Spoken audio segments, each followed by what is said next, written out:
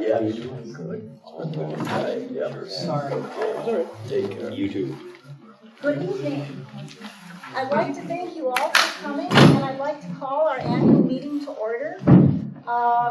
We have a wonderful program tonight. We have some awesome presenters, and I'd like to turn it over to Susan Senegan, our program coordinator who lined the program, and she will make some introductions for us. Just one. Well, welcome everyone. We were at a board meeting one evening and talking about this annual meeting and a program, and Doug and Brian are also on our board and started talking about having a panel discussion on the historians of the area. So thank you so much. We're just looking forward to your stories and knowledge of the area. So Doug, I'm going to have you give a more thorough introduction of the speakers tonight. Thank you.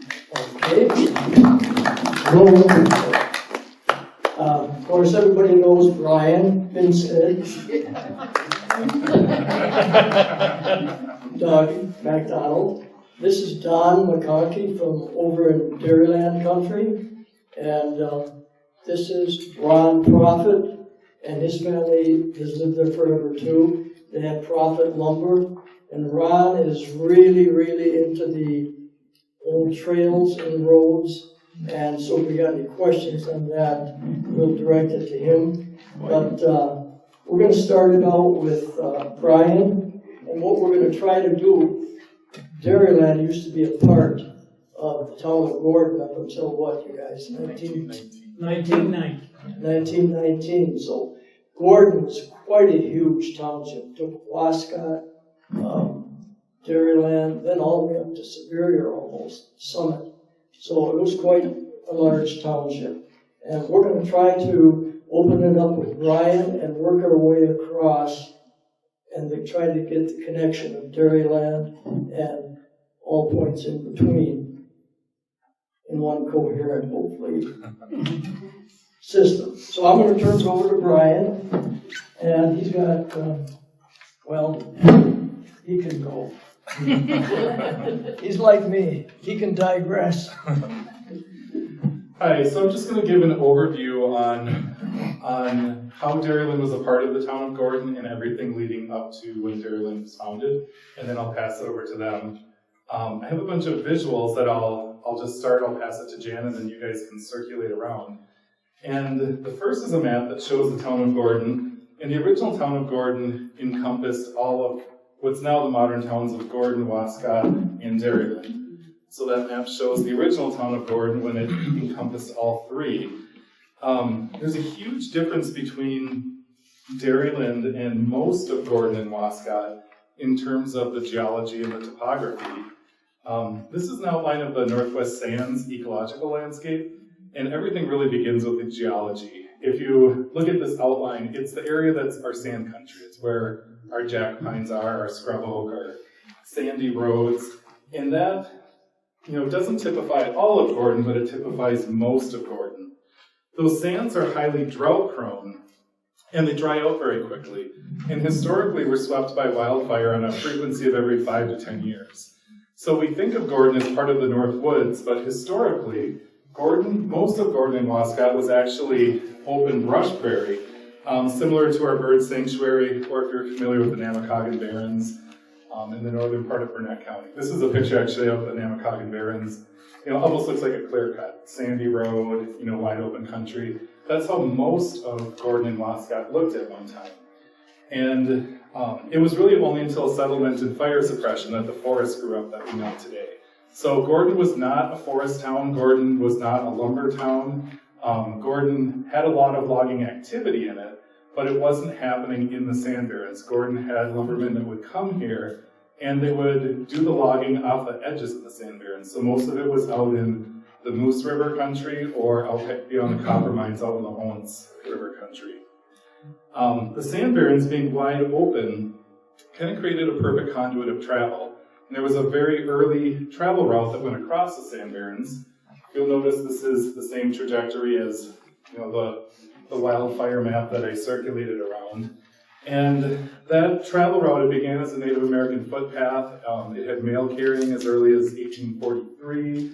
A stagecoach started in 1859.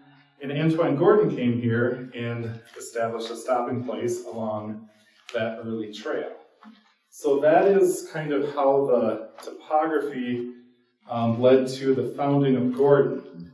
Now this is a map of Gordon, and the sands that I was talking about are all in the yellow. And outside of the yellow is the heavier soils that would not have been drought prone, that were where the heavier timber was found. And that typifies most of Dairyland. So a lot of the lumbering activity that happened in Gordon actually today would be in the town of Dairyland. Gordon was a very significant lumber town, but not so much that the logging actually occurred here, but the logging actually occurred out in Dairyland. This is a picture. It says Purnell's Camp on Spruce River near Gordon, Wisconsin in 1902. There's a lot of early logging pictures of Gordon that attribute the logging to Gordon, but it actually was Gordon at that time, and now it is the town of Dairyland. So Gordon was a major supply point for all of that lumbering activity because there was a railroad that came through here. This is our first depot. The railroad came into Gordon in 1881, and even though we were part of the Sand Barrens and we did not have huge timber, Gordon was a major hub of the Musser Logging Company because we had a railroad depot here that they could unload all of the logging supplies and get them out to the homes or up to the Moose River or Tamarack River, Spruce River, up in that area. This is a picture I drew in of, it's our river road, or County Road Y, out to the dam. And then beyond there was what was called the Tamarack Road. That was a major lumber supply road that went out through the area that's now Dairyland. And there was a huge supply farm out there called the Tamarack Farm.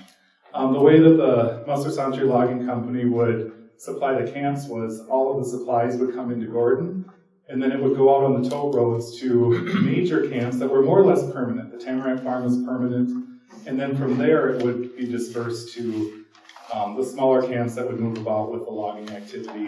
And then in the off-season, all the animals, the oxen and horses from the camps would go back to places like the Tamarack Farm, which is now in Dairyland. And so Dairyland stayed a part of Gordon through all of the logging era. And Gordon was a major significant lumbering town in terms of supplying the camps, but the actual lumbering actually happened, like I said, out by the homes or in Dairyland. And what happened is Wascott broke off first, and this couple, Norris and Minnie Thompson, were sort of major movers and shakers in Wascott, and he was the Wascott town chairman, and he lost an election, and he sort of defected from Wascott and went to Dairyland and founded his own town over at Dairyland. And this also sort of goes back to the topography also. Where he farmed in Wascott was in far western Wascott in the Sand Barrens. And agriculture in the Sand Barrens just didn't work. Dairyland has a lot of heavy soils. There's a lot of rocks in the heavy soils, but in between all those rocks, there's actually some good dirt. So some early Wascott people that went bust in the sands went over to Dairyland, and that kind of sparked the founding of the town. Some of you will remember Ed Buckles. He was an old-timer in Gordon, and Ed worked for the State Conservation Commission. And I remember Ed telling me when he first got his job with the State Conservation Commission, lands that had been homesteads that went bust, the state had them go out and take down the buildings after they went tax forfeit and the land became public. And one of his first jobs was taking down the Thompsons' homestead. So when the Thompsons went bust in Wascott and then ended up going over to Dairyland. So I just wanted to read a little bit about Norris Thompson because he had a really interesting life. This is an article that says Norris Thompson was on the county board. And it says, rough with debate as sessions of the Douglas County Board sometimes get, they are among the milder storms in the experience of N.A. Thompson, Dairyland's supervisor and granddaddy of the board. Mr. Thompson is the oldest member of the board in years served. He has been a member of that body for 23 years, a record not even closely approached by any of its other members. Born in northern Minnesota, he took to the sea, sailing in windjammers, whaling, sealing, and working in the China trade. Once in the American brig W.H. Myers, a typhoon in the China Sea heeled the ship over, driving its spars into the water. Mr. Thompson was one of 3 who volunteered to save the ship by cutting away the sails. Later, he was a rancher in Nevada and Idaho for 12 years. There he was involved in the wars of the sheep and cattlemen, whose struggles have provided so much material for fiction writers. On one occasion, 2 of Mr. Thompson's writers were killed in a seto with sheepmen. The West in those days, says Mr. Thompson, was full of talk about the head of the lakes country. His desire for sheep pasture led him here. Soon after coming to Douglas County, he settled in Wascott. He was elected the town's chairman and representative of the county board. He served from 1910 to 1916. Upon moving to a remote part of the town cut off by roads from the rest of the county, Mr. Thompson withdrew from politics. Later in 1919, he was elected supervisor from there and has held the office ever since. And 1919 is also when he founded Dairyland. So that's sort of the story of how Dairyland was a part of Gordon. It kind of became its own place. You know, Gordan and Wascott also had been a part of Gordon. Gordan and Wascott are so often paired together. We share so many services, organizations like the Gordan-Wascott Historical Society. And we sometimes forget that Dairyland was actually a part of the town of Gordon at one time. It kind of became its own thing. It's on a different highway corridor. Another railroad to the west of there came in just across the Minnesota state line. So those Minnesota towns became, closer for Dairyland people for supply points, and Dairyland kind of became a little bit more of its own place. That we forget that it was actually originally part of the original town of Gordon. So I kind of think of it as Gordon and Wascott are sort of like siblings, and Dairyland is kind of like our cousin. So then I'll hand it over to these guys. All right. Well, for everyone's information, I did not plagiarize what he just did. We have the exact same notes. I do have maybe a couple of things that he might not have mentioned about NA, but before I do that, I would like to introduce Kathy and Kevin Tideman. They're recording this and filming this, and they're going to edit it for us. Also, there's a few people from Dairyland I'd like to introduce. Bob Kimblem, his family was the Kimblem store back in the 30s, right in Cozy Corner. Orville Sawbright and his wife. He came from a family of 21 in the town of Dairyland, so he probably is a history maker there. And Sharon, I was going to say it right, Sharon Hughes. So when N.A. made his move from Wascott, so did her family. And the hotel that was in Wascott belonged Corbin's, that's correct. And they had a store in Dairyland, and they were some of the first settlers. And at that time, it wasn't even called Dairyland, it was called Dairy Farm. So once N.A. founded the town, they changed the name. So I'm going to pass this around, and then I'm going to go to subject number 2. A lot of the information I got from Brian saw in the past. Say, interesting point about the Corbins. The Corbins, John Corbin built a store. His first big store was in Wascott, right next to where they built the town hall. Right next to it, he built in 1900, and that house is still there. He built a store and a hotel, a big Corbin hotel with a porch that went all the way around. The porch is gone, but the house is still there in Wascott. So was the store part of the hotel, or were they separate? The store was in the hotel, yeah. And he had a post office there too. So, Well, that's really interesting. I mean, I believe there's a picture there, and Sharon just showed me a picture of the same thing. So, a lot of that history traveled along with NA. One thing about NA too was that he was a supervisor on the Highway Commission. So he had a lot to do with the first roads of not only Dairyland, but all of Douglas County. And it was the first test strip on Highway 35 of using concrete, which was just south of the town of Superior. So that was a test, some of the things they did. So now I'm going to move on to another subject, but I'm going to back Brian up on another piece here. This is a map that we had from 1914 we found at the Carlson farm. And it was all wrinkled, torn up, and yellow. And I took it to an imaging guy in Duluth, and he scanned it, and he fixed it so it was just exactly like the day it was done. Now, Brian, you have a copy of that, right? Yep. Would you rather have the smaller copy or the big copy? This one's more usable, but I was going to offer this as well. So this one is a land use map, and one of the things I remember is that Brian found a little piece of a trail there that we were wondering where it was at, so that was pretty interesting, but I'll move on to the next subject. And he talked about the Tamarack Farm. I'll pass this around. This is in 1925, a picture of the farm. And it goes, I have copies of the abstract that goes way back. I had to find my piece of paper here. I didn't.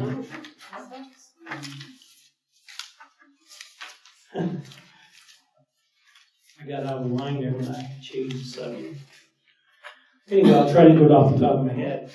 It goes way back to the Santry logging company, and actually the jail that's in the basement is still in the basement, and that was built around 1850-ish, and the abstracts didn't start until the 1900s. They didn't use them, but I guess they did have abstracts that listed all the way through. Many logging companies, Staples owned it for a while. All the major logging companies. I forget some of the names because I lost my nose. Aaron Chase, Fleming. Yes, Aaron Chase, Is this Fleming, your yeah. notes, Donnie? Is this your notes? Probably. She pilfered my notes. It came my way. Did you proofread it for me? It was also known as the headquarters when my grandfather. That's correct. It was the headquarters of the logging company. It was an office. It was a stopping place. It was a store, and it served a big area. Yeah, the abstract that I have goes back to 1889. It was called the Tamarack Farm. The house had a jail, so I'm already there. And I pretty much covered all of that. But then you start with the town building up and her relatives, and those were the first ones there.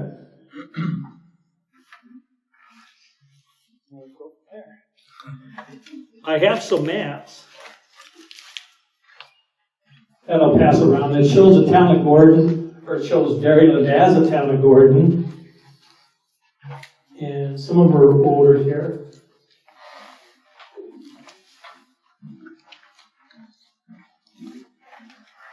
And then I'm going to go on to a subject real quick here. And I'll take a little pause before I do that, because there's no better segue than what Ron Proffit has here today. His family goes way, way back, and he's got a couple stories for you. My turn? Your turn. Well, my family moved up to the area in about 1890. My grandpa, head Proffit, he walked from Hinckley, Minnesota with Frank Goldschmidt's dad. Did you guys hear what I said prior? Sure. And, that's quite a deal. It's about 30 miles. And they just walked on the trail from Hinckley over to 7th in an area called Pansy, Wisconsin. I don't know if you guys are familiar with that. It's, if you go to Danbury, you all know where Riverside is?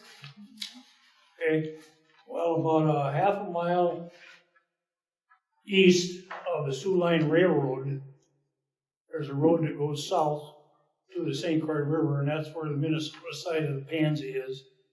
And then if you take Tower Road from Danbury north, you'll come to the Wisconsin side. And just so happens, it's kind of a quirk of nature or history. My grandpa and grandma were on the ferry, and they ran the ferry in 1902. And my wife, her her name was Sharon Cabot, and her grandma's on the ferry also.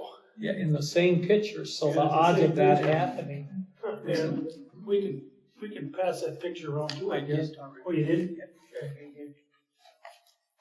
And so, I don't know, it just seems like, as far as like the ancient history there around the area, I'm kind of hung up on the old pathways.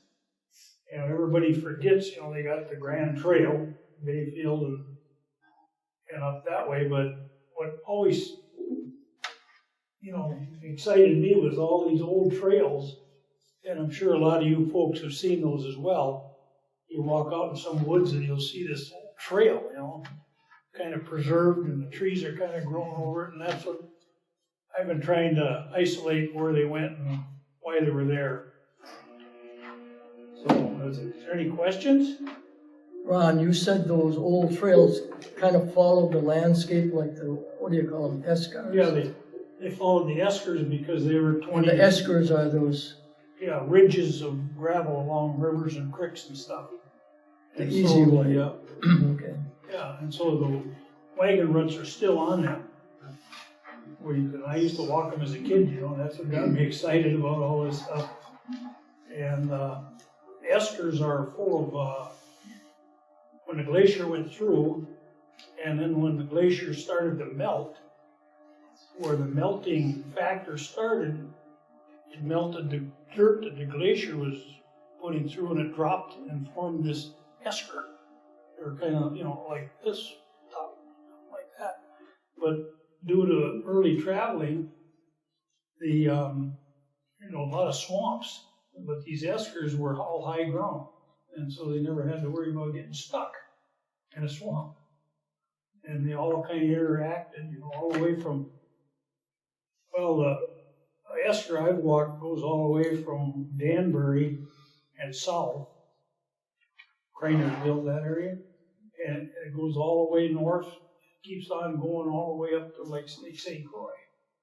There's, you know, some places it would come along and stop, and then you might search around and come, you know, walk a half a mile, and there it'd be a start again. So anyway. So that was gravel or rock? Well, there was rocks in it, but my brother and I, we crushed rock in some of them because it was just, you know, you could get really good class 5 out of it because there's more rock than dirt. And would they call those, were they also known as like hogsback? Yep. Some of them would be called hogsbacks. An esker keeps on going. Hogbacks would be intermittent. And then there's a thing called drumlins. What's that? What's that? What's it, yeah. Oh, a drumlin is what I'd call a hummock or a short mounted thing, you know, kind of smooth on top and.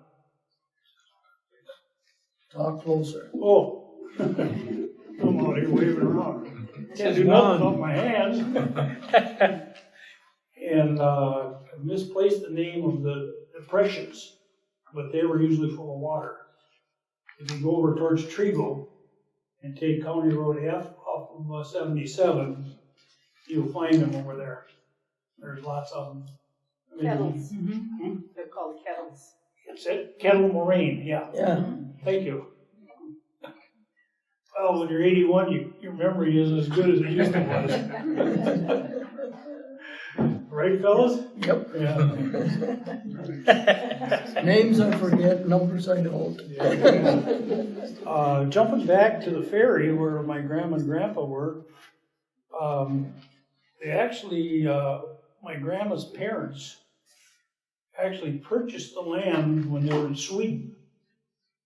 And then they came over here and found it, you know? Yeah, and it just was, and my grandpa, he came along, and they met there at Pansy, and they had a little business going there along with Adolph Olson, was my grandma's brother. And between the two of them, they each had like 420 acres. And of course, when Grandpa married Grandma, and, you know, the sister and brothership kind of split up. And luckily, my side of the family was over by Culverton, and they had a 400 and some acre place over there, and Adolph is just south of Danbury, or north of Danbury. So, I know there's a lot of other stuff you could tell about it, but it's probably getting boring. What was your mom's maiden name? What was your mom's maiden name? Wheeler. Wheeler? They immigrated in about 1913 from Iowa. Yes. When you say they had 400 and some acres there, did they buy 400 or did they like acquire that once they got here? No, that was purchased before they got here 400 acres before by they the got family here. in Sweden, by the parents of Right. my grandma. I don't know how they did that, but that's how they did it. That was 1890. Are they related to the Wheelers that lived in Gordon? No.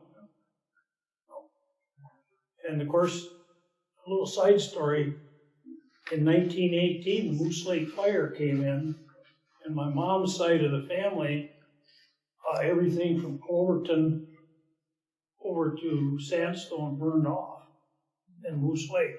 It was a bigger fire than the Hinckley fire, which gets all the news. But so my mom's family, the house burnt down, and they had 4 horses. I'm telling this from what my mom told me.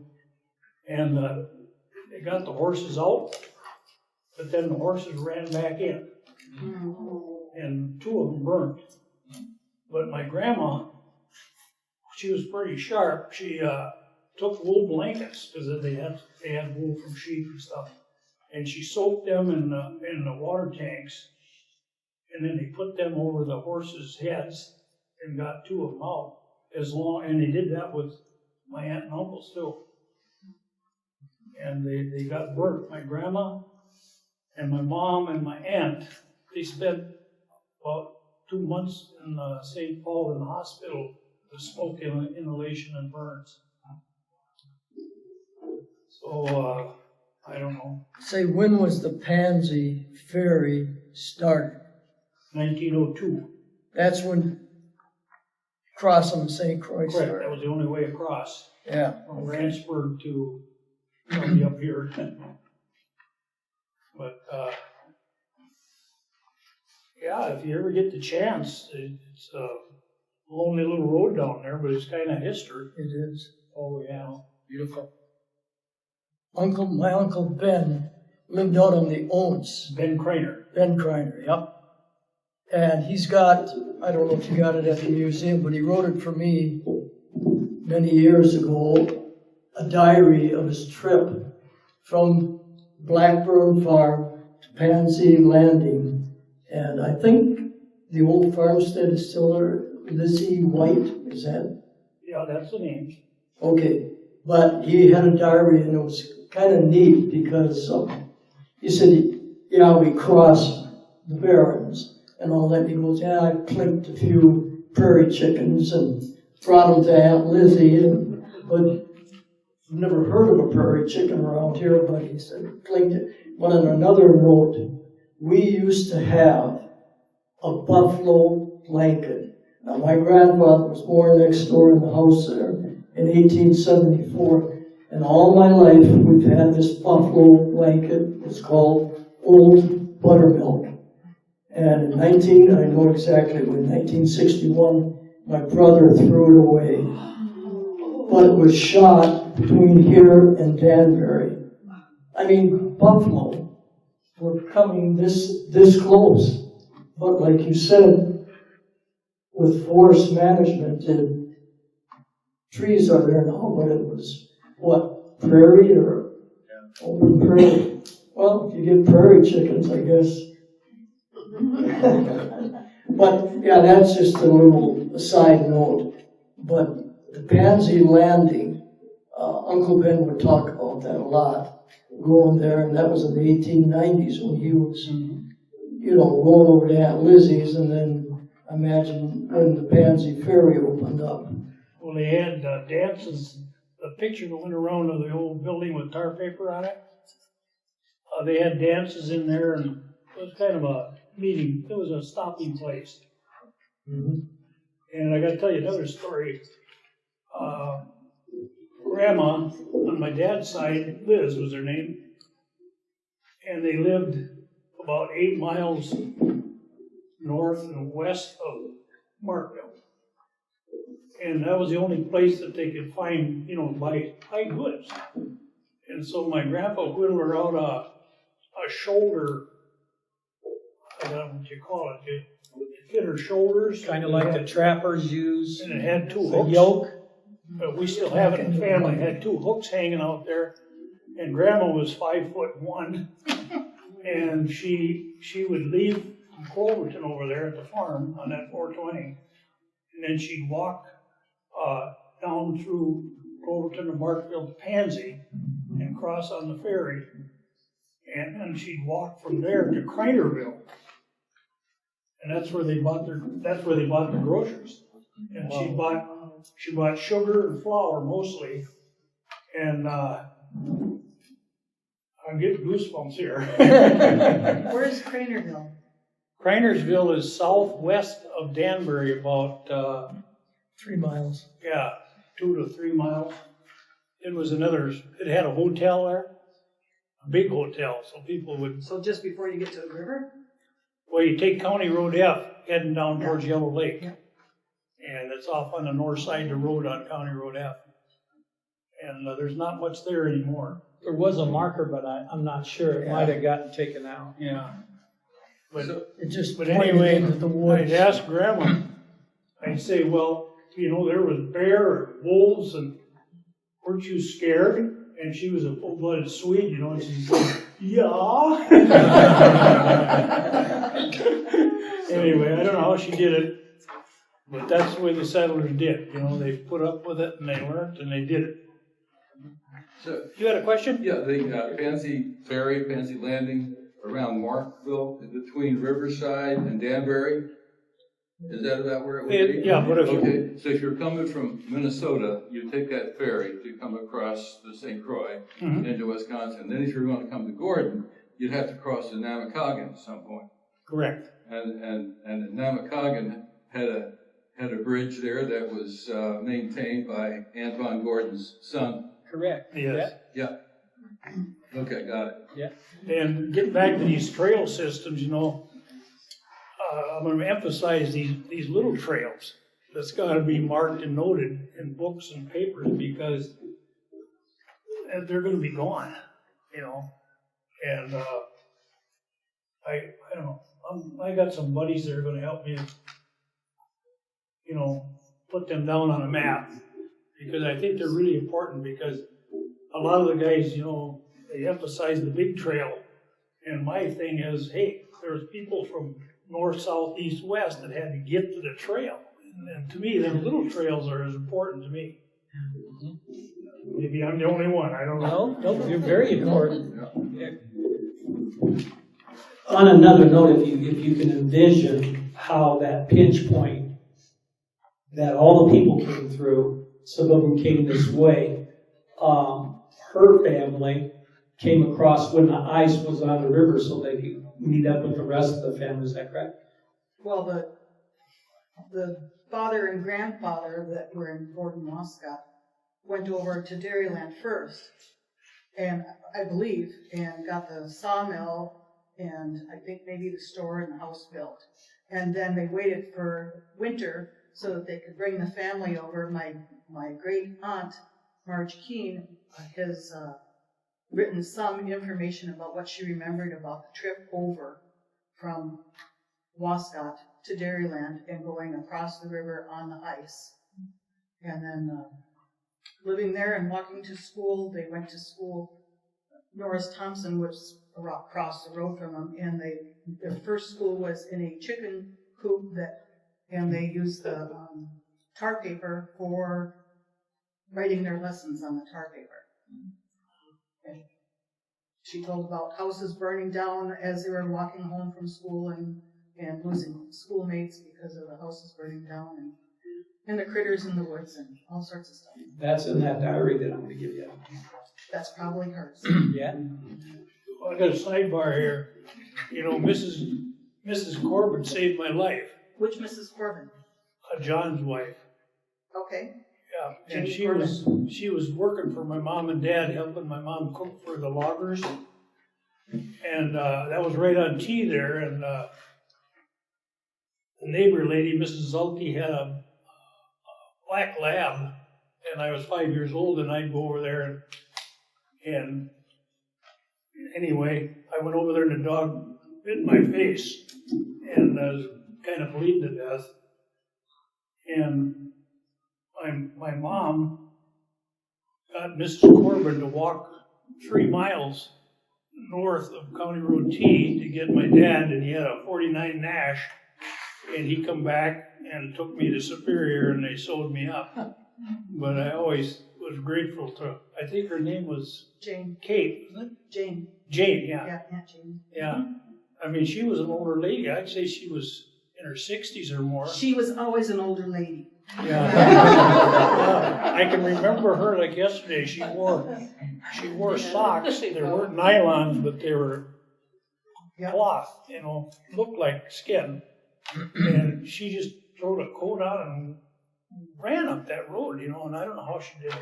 Anyway, I've always admired her. Thank you. I just wanted to mention how a lot of the names that you'll hear out in Dairyland, have some tie to the lumbering or to Gordon. The name Chase has come up a bunch of times. There was Chase's Landing, which was a logging landing on the St. Croix. There's a Chase's Brook. And Aaron Chase was a lumberman who would have lived out by the Namakagon Bridge that Ron had mentioned.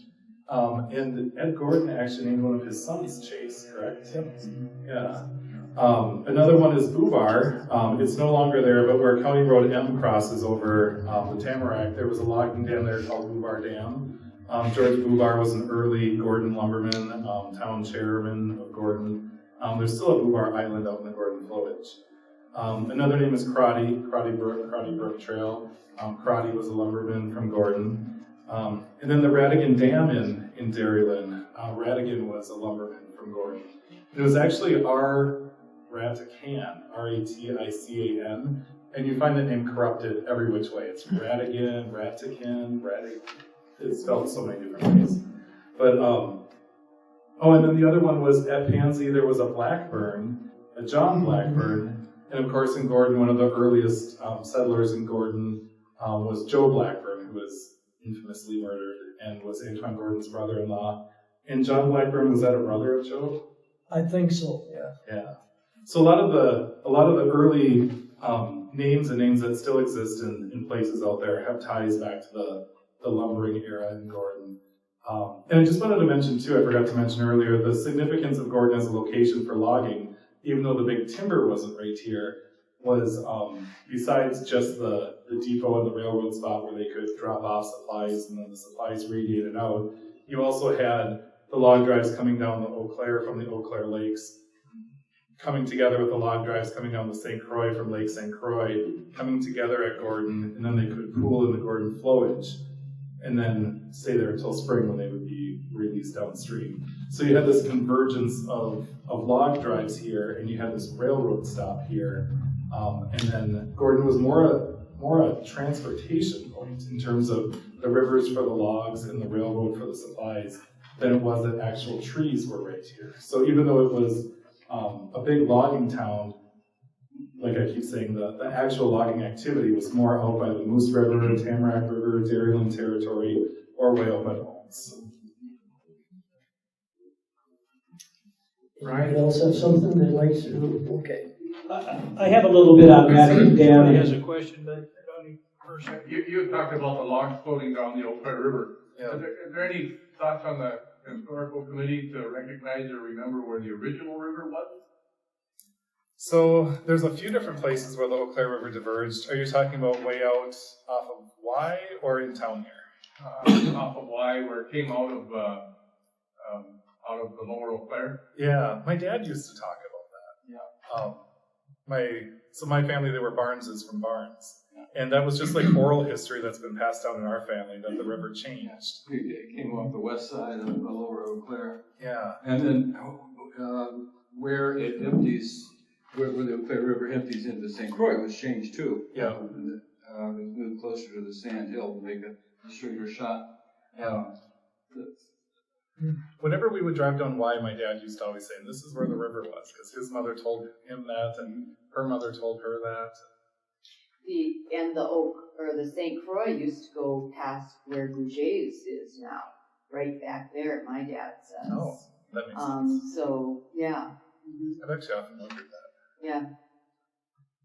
One other point about the rivers for the log, spring log drives. There were a lot of little feeder, streams in the spring, coming out of the Empire, and there was actually an Empire Railroad that came, from that area, to the north of the St. Croix. Yeah, out of Denham.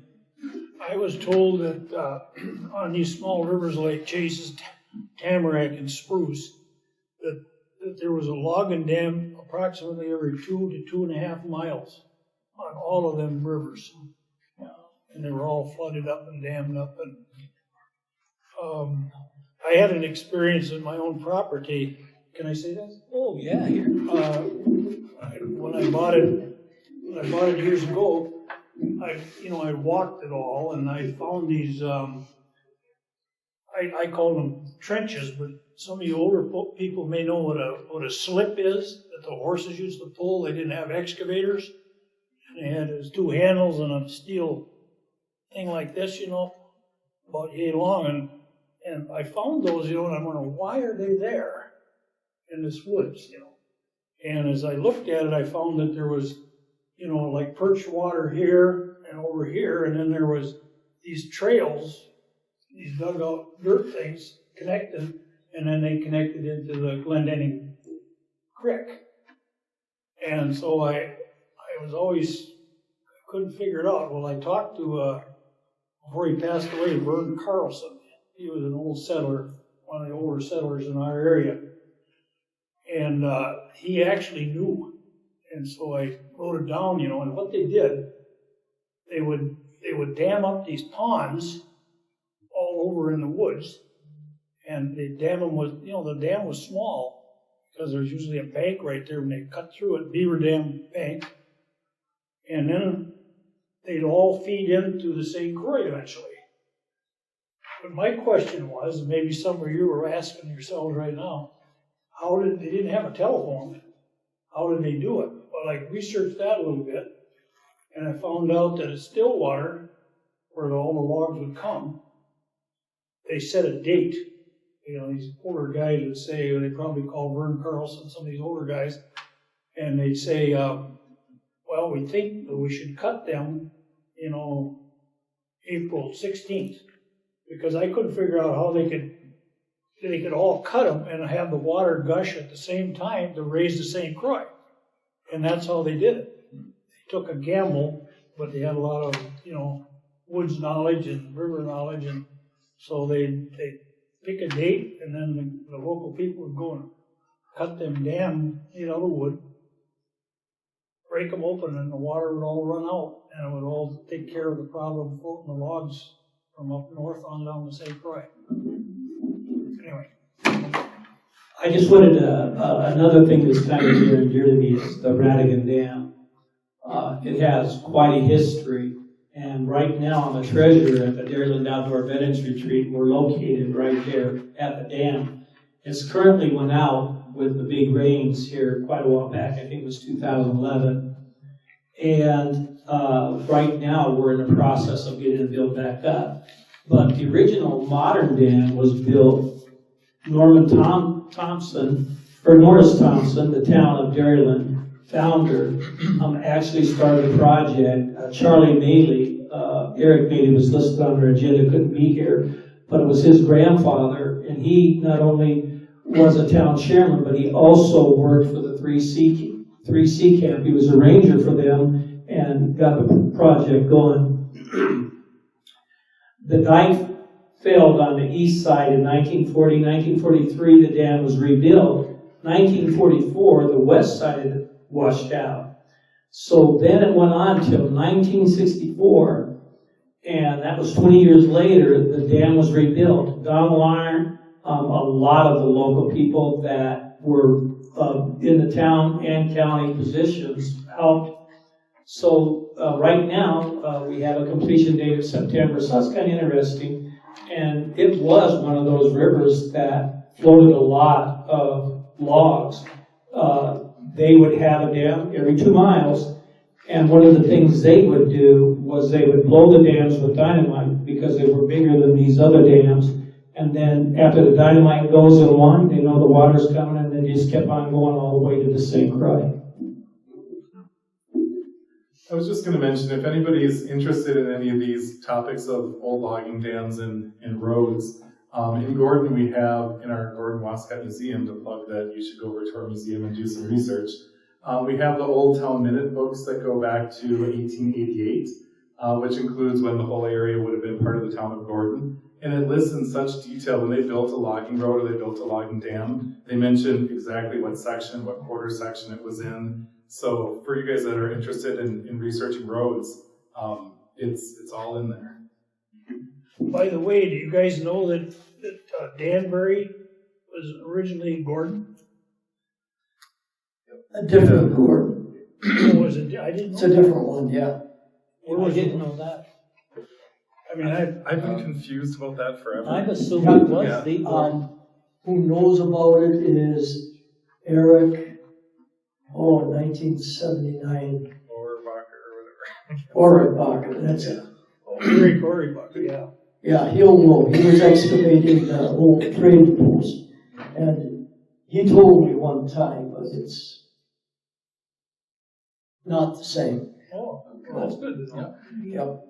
One question, I want to ask one question. I'm getting senile. Santry's Pocket. Uncle Ben said, this was in the 1890s, that they would fill it with logs and then they would open it up and blow them downstream. So I assume that was Musser Santry. Okay, how is Santry's Pocket? Is that spring fed, or does anybody know? But he said they'd fill it with logs, like you say, probably blow a hole in it. He said they'd go downstream. So somebody should look that one up. But I'll ask Dad if he knows. yeah, because like I said, Ben saw it and knew it all, so, but I never did get that out of him. We gotta find that out because there's a mystery there. Yep. Ron? Well, yeah, I did. Try to make it short. I researched that thing about Gordon and Gordon about 20 years ago. I was actually going to ask you if you... And Antoine was trading up at La Pointe, for many years on Madeline Island. And things really started going bad on the economy. The furs were gone, and the sulaks were opening. Things were not going real well in the 1850s. And Antoine had a trading trap line going down the St. Croix River. Okay, and he went down, probably as far as Pine City. But he certainly went down as far as Danbury, and he apparently traded. He had a little trading structure, or not a big trading post, but he traded there where the Yellow River, goes into St. Croix, which is where Danbury is now. And on a map, it's in my book. It's around 1880. There's a map that shows Gordon there where the Yellow River is going into the St. Croix, where Danbury is now. It says Gordon, and up where Gordon is, where the Eau Claire River goes into the St. Croix, it's called Amic. Okay, Beaver, the old name for Gordon. So those 2 points are on that map from around 1880, and then things weren't going too well trading there. Then this guy Henry Rice. He bought the property that became Bayfield, platted out Bayfield. He wanted to get into real estate. He wanted to get people from the, Stillwater and St. Paul up to his place in Bayfield. He needed to get them there overland. So he had the St. Croix Road, St. Croix Trail, Bayfield Road, it became known as.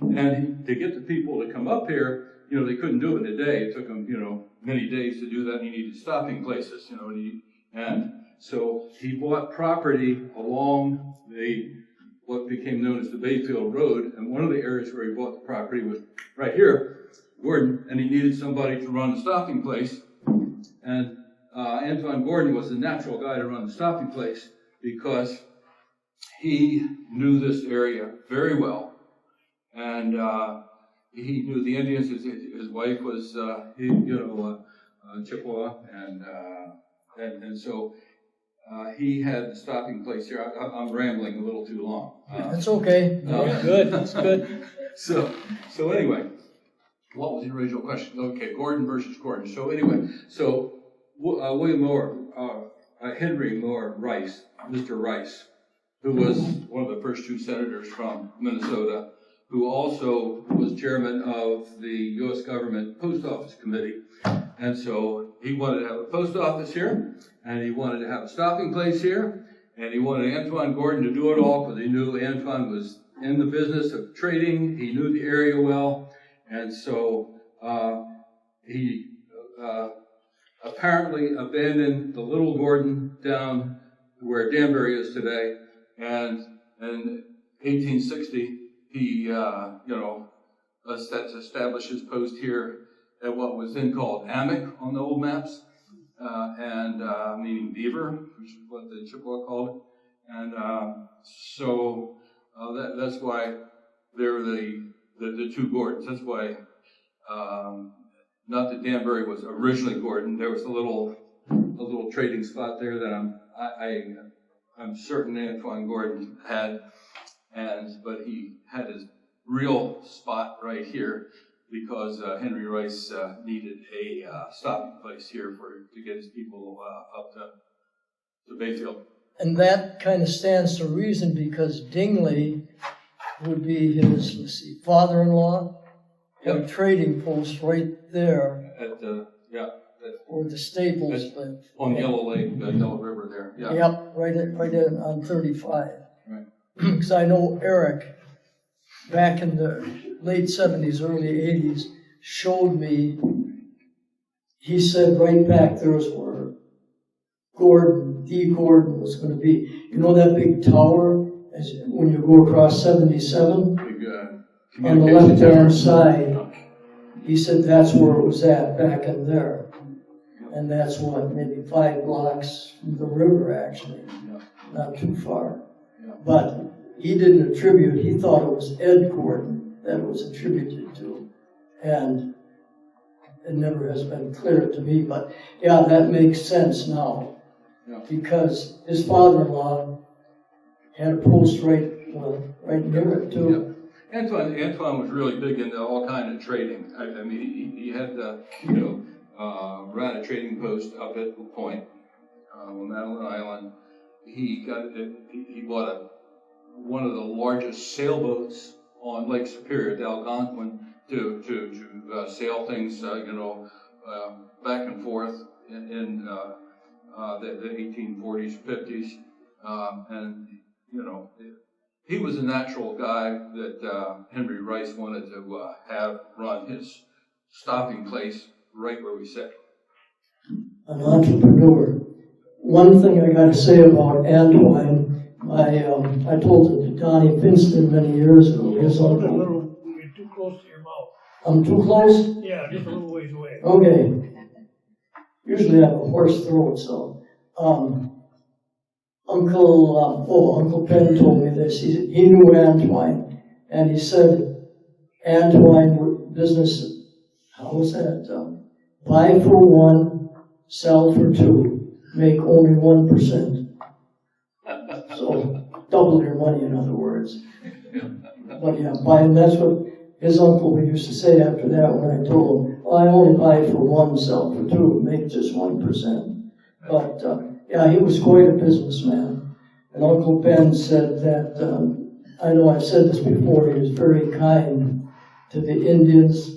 He had accounts, he would let them ring up big accounts, but he'd write it off and just say, forget it. And he was a good man from all that I've heard, and this is firsthand from someone who knew him personally. And that Uncle Ben died in '89, so I mean, you're talking a 200-year span there, getting firsthand account. And he said even though he was half Indian, he had a French accent. Uncle Ben said, Uncle Ben was a tall guy, and he goes, oh, Antoine was about that tall. And I said, oh, come on. And he goes, well, oh, your size. And he said, but he had a French accent. And yeah, he told me a lot of stories on him. And then, of course, my grandfather, too, who was grandson. So, yeah, there's a lot of stories, but I don't want to bore you either. Oh, you could never bore us. I could listen to you for days. Well, if something comes up, I'll say it. The one thing I wanted to backtrack on, and that was the Pansy Landing. It's a beautiful spot. One day, Ron and I went there, and I threw my drone up, and I got it up above, and you can see the pylons are still there from the day that they had built the bridge. The bridge was temporary and didn't last long, and the ice kept taking it out.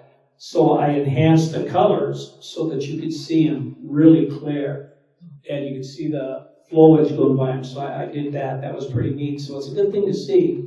If you go on a clear day, you can look across, and they all line up to where they went. Now they're still stacked, and there's no cement in them. You know, it's amazing. The stones, they dropped the stones. They're big at the bottom, and they're like a pyramid, and they're about this big at the top. It's amazing. Tell them about Teeny Fandango. Well, Teeny Fandango is a local guy. The Ferdangos have been settlers almost about the same time that Ron was. And actually, they're related to him. But one day, after we went to the Pansy, we stopped by and saw Teeny and Kay out in the yard, and we sat down and had a really long talking conversation. But he remembered that his father would have him get out of the car Model T, and walk across the bridge before he took the car. That they didn't trust the bridge. But things like that. I mean, the Pansy created Martha, Minnesota. The Pansy created a lot of things on the Danbury site. Just to backtrack one more time, and then I'll be totally done. And that is, Danbury also had several other names. One time it was White City. It had a couple Chippewa names that they used to call it. And the area that they're talking about also was called the Hip Bum by the Native Americans. Bob, I got a name for you. Iron River, my Uncle Ben would never call it anything but Medicine Springs. He said that was the old name back in the 1800s when he was growing up. He said Medicine Springs. To his dying day, if we were talking, he'd never say Iron River. He'd say, oh yeah, one time we were in Medicine Springs. So, yeah. But they did have names, like you say, Ron, for different towns. Yeah, there's a lot of information. You know, I was reading a book this past winter, written by, I can't tell you all this, but the names of the author. But there's books out there that are written, and there's a lot of history that's out there. You just got to find it. And this story tells about trip to La Pointe and Bayfield, and it's, all the stuff that happened. It's a fantastic book written about 30 years ago by family members that made these trips, you know. And I can get you the name of the book. I can't think of it right now. There's also, we actually have that story of the stagecoach trip that they took. And I think that they were from the East Coast, and their family was pretty well-to-do in some kind of a business.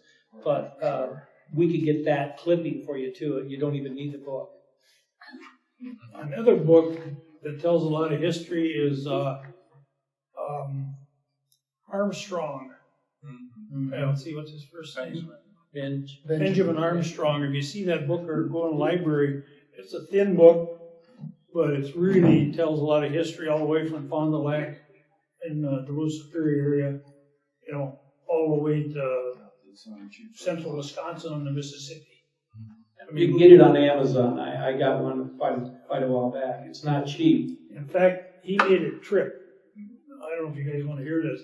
He made a trip from Superior to meet the President of the United States when they were having troubles with the Indian allotments and stuff. They weren't doing it.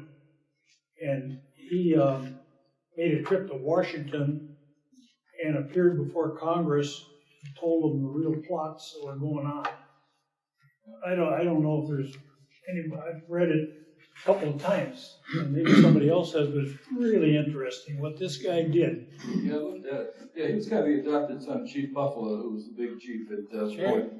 And there was just a terrible, trail of tears when they moved where the Chippewa received their annuity, their payments for the land, which amounted to a breechcloth for each of them.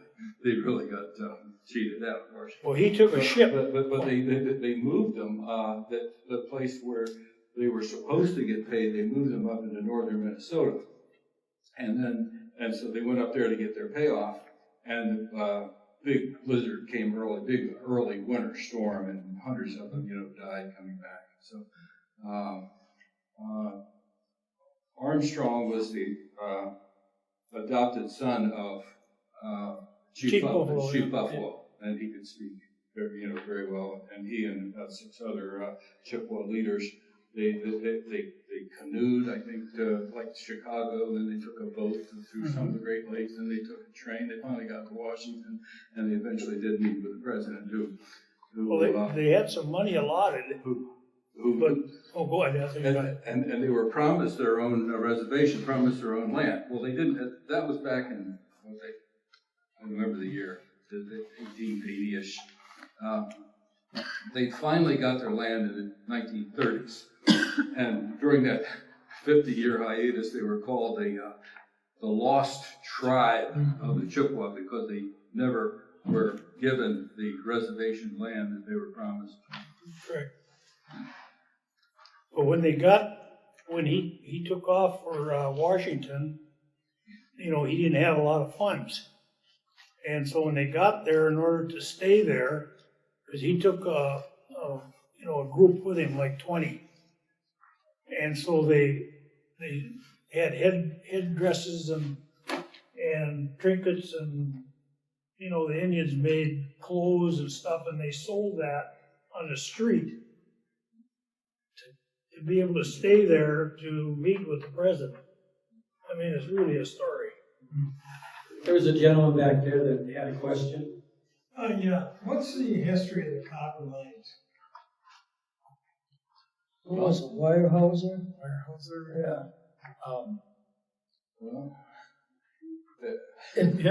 There you all around town. Well, copper mines.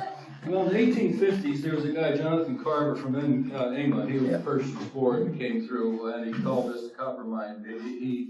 He took a trip up and down in Namaquagan and St. Croix, and he called this a copper mine area because he saw a lot of copper. He also saw a lot of buffalo, moose, elk, etc. And so people kind of kept that in mind, that this was a copper mine area. Well, you mentioned Joe Blackburn. Near where Joe Blackburn's place was, over on Ounce Creek, off the Tamarack River, they found a real big load of copper there. I mean, it's nothing like the Ontonagon boulder or anything, but there was a lot of copper there. So they started mining copper there, but it became commercially unsuccessful after a few decades, and they abandoned it. I don't remember the exact year, but in the early 1900s, but there was copper there. And that copper, the Indians have been using that copper in trade for around 3,000 years. And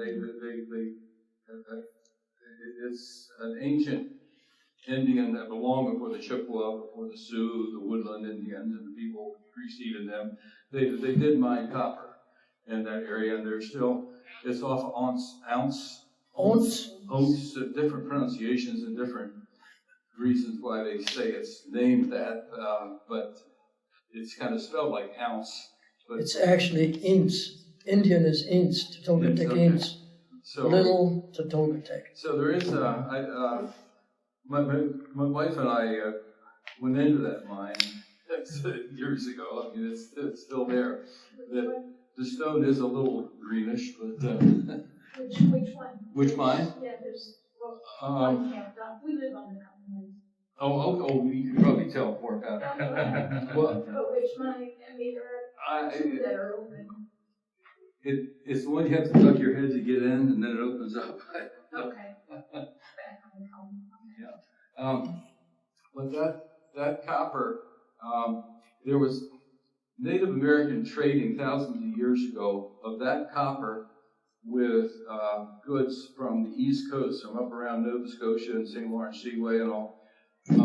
There's a scientist from the University of Minnesota, his last name is Rapp, Professor Rapp, and the first name is Rip, or they call him Rip Rapp.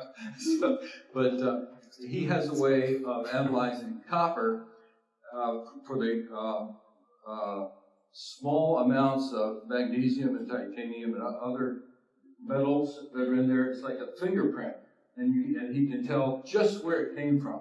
And he found that there were some decorative ornaments or tools in the northeast United States made of copper that came from here in Douglas County along that inch river.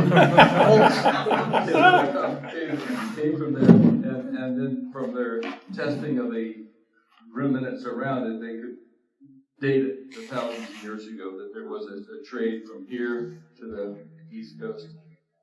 They DNA and carbon dated as well. And there's been some updates that it may even be in places overseas that they found. So it's unbelievable. I just wanted to. I just want to say one thing. Uncle Ben and I were out on the Ulster at the copper mine in 1966, and I've got a 22-pound nugget that I found. I've also found an 8-pound nugget out there. But you can find it walking in the woods in that area. Uncle Ben said, it's just float. It's the glacier, it's stirred it up. But you can find them out there yet. Take a metal detector, I guess I'd do it even more so, but we just found it on the surface. And thanks you. Wait a minute. Green rocks. We do all the We metal all rights. Do you go south for the winter? We've had people even move on our property with heavy equipment loading up our rocks. So, I was walking back there a couple of years ago, and some people on some side-by-sides were just tossing rocks out of there side by side, so they could try to get copper on it. Well, I think it's all around here, because I found a nugget out of Lyle's Lake some years ago too. I was in my UPS truck and I'm going down the road. I hit my brakes, I could tell it was about so big, but it was green. So there's copper around. In Superior, I think there's a few mines too. There's some just south of Dairyland, and there were some test holes and some things they tried to do there, but it didn't work out. I'd like to share, while I'm thinking about it, is a friend of mine within the last couple of months found 2 copper spearheads, and they're dated somewhere between 1,000 and 2,000 years. Yeah. There are others. This fellow that came through back in the 1750s, we call it this part of the St. Croix River, the copper mine district, and there were open pit copper mines on the north side of the St. Croix River. The late great Lauren Sloan walked me back there once and showed me these pits with some greenish rock around, that were ancient copper mines. And there's the Copper Mine Dam is a beautiful place. It's out at the end of Buckley Road, I believe. It's called a Copper Mine Dam. It was really for logging, but it was in the copper mine segment of the river. And it's still the remnants of a logging dam, and you can still see the piles of rock going across the St. Croix River there. I was gonna so this is a little bit of a tangent, but the open pit mines that were out by Crotty Brook are different than the mines out here. The mines out here were actual shafts. They did some open pit kind of test pits. I don't think it really panned out to be much. Out by Crotty Brook, and there were two men that were involved in that. One was named Arnold, and the other was named Van Black.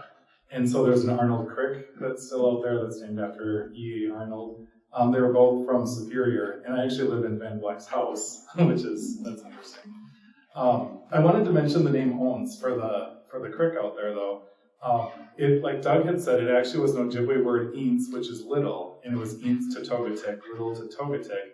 But the way it gets a pronunciation, Owens, it's a Frenchman's mispronunciation of an Ojibwe word. So it's how the French pronounced "eents" became Owens. And then the spelling over time, it used to be O-O-N-C-E, O-O-N-Z-E. Somehow it landed in modern mapping and solidified with O-U-N-C-E, which looks like the English word ounce. So it's kind of a way you can tell a local from a tourist is if they say owns or ounce. And Doug had a story about speaking to an actual Frenchman and trying to get him to say eents, and that's kind of funny. I said, how do you say owns? He goes, no, how do you say eats? Owns. No, eats.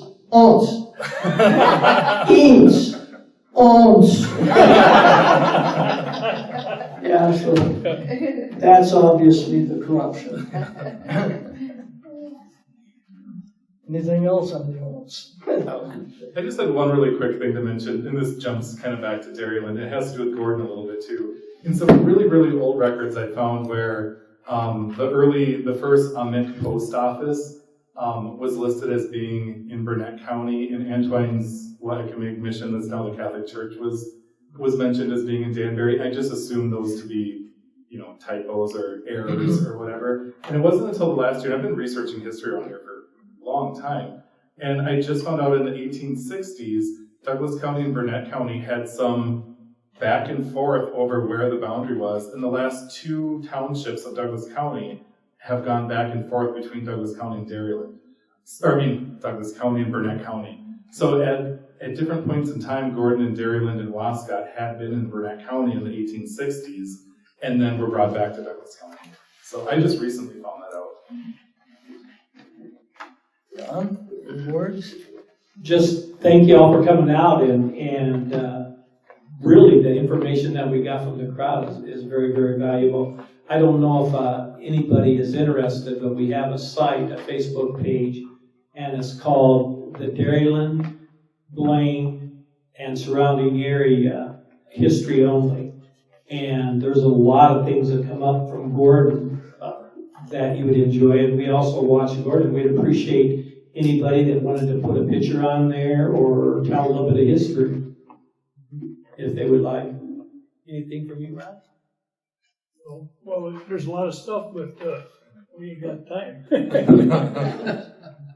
I'm sure everybody's that way with history. Getting to Ron, he's into trails and stuff, but again, my grandfather and then Uncle Ben would talk about the trails. They'd say, you take this one, take you to Trigo, you take this one, take you to Leech Lake, you take this trail, it'll take you around. So they had it really, really down pat, these Indian footpaths. They went everywhere, and they knew where they were going.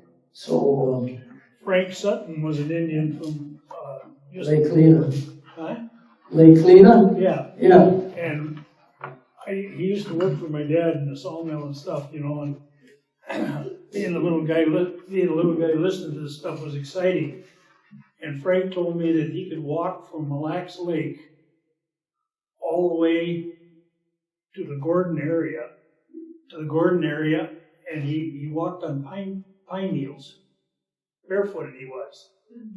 And, to me that was amazing. He's just an older guy, he's telling me this, and just think about that, it was just, he didn't even have shoes, and he could walk all the way, because they pick blueberries over here one season, store them, and then they fish, whitefish and Mille Lacs, and, all the fish, and they'd salt that and keep it, and that was how they structured between the two areas. And so from Mille Lacs over here to Gordon, where the blueberries were and stuff, it's gotta be 200 some miles. It's boring to drive, let alone walk. But he also told me that they had a pony. They didn't call them horses. He said we had a pony, and that carried their camp stuff. And that's a small, everybody knows what a pony is. But he described that in detail. And he had some side stories that he told me that, you know, you can go on for a long time. But it's really interesting. Anybody got anything, any questions after? I mean, hey, there's a lot of information all around here that we could try to answer it anyway, but yeah, there's a lot of neat things. And Frank Sutton, I did get to meet him on my UPS route. I was delivering over to Lake Lena, and I got to know Frank Sutton. What a great guy. He had history. If we had him here, he could tell you a lot. Yep, and he was going to give me a couple hundred Indian stories he had on tape. And doggone it, he died before he could get it to me. And then his son was a deputy that I knew, and Ken said, yeah, I'll get it to you. He died. He had a sudden heart attack at 40-something, so. Yeah. They're lost? They're, who knows, probably in a garage sale someplace. Don't ask another relative. Yeah. Yes. Listen to you guys forever. You are absolutely awesome. Let's give them all a big round of applause. And I would also like to say that I think it's wonderful that Dairyland is here. We learned so much from you, and I'm really hoping that we can work more closely with Dairyland in the future. I think we can do a lot to promote each other, work together on our projects, because we are neighbors. Yep, correct. So, and with that, I want you to know that we're going to have refreshments immediately afterwards. Susan's brought us a cake. Maybe take about a 20-minute break, and then we will adjourn for our Gordan-Wascott annual meeting. And of course, you're invited to stay for that. So thank you again so much. And Susan, did you want to come on up? Well, I just want to thank the panel here. It was so interesting and lots of audience participation, and we could just go on and on. So just have a little thank you. And this is a book here that's autographed by Ron here. Ron and Don. It's a great book. And you already have the book. Yep. So there's just a little something for each of you. Oh, great. Yeah. So you're that, Ron? Yeah. You know, I read it and I loaned it to somebody and I don't know where it went. Now you've got it. I got it. Give me back. Wow, buddy, that is a book, and that's where I learned about the copper from right there. Mm-hmm. Yep. Thank Please you. join us for cake.